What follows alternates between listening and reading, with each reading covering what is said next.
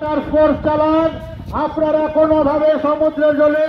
Water sports নামাবেন না। এবং যারা মৎস্য শিকারের উদ্দেশ্যে এখনো সমুদ্রে রয়েছেন, আপনারা যত শীঘ্র তাড়াতাড়ি আপনারা সমুদ্রের সাইডে শঙ্করপুর উন্নয়ন পর্ষদের পক্ষ থেকে দীঘার সকল অধিবাসী বৃন্দ ও দীঘায় সকল আগত ভ্রমণার্থী পর্যটক বন্ধু ও দীঘার সকল ব্যবসায়ী বন্ধুদের কাছে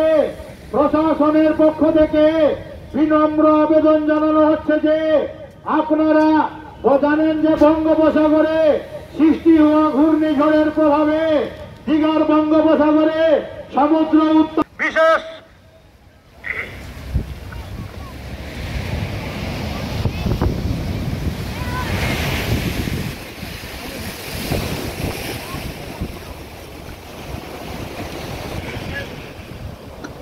বিশেষ ঘোষণা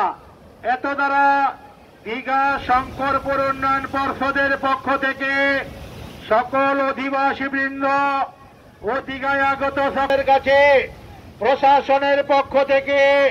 বিনম্র আবেদন জানানো যাচ্ছে যে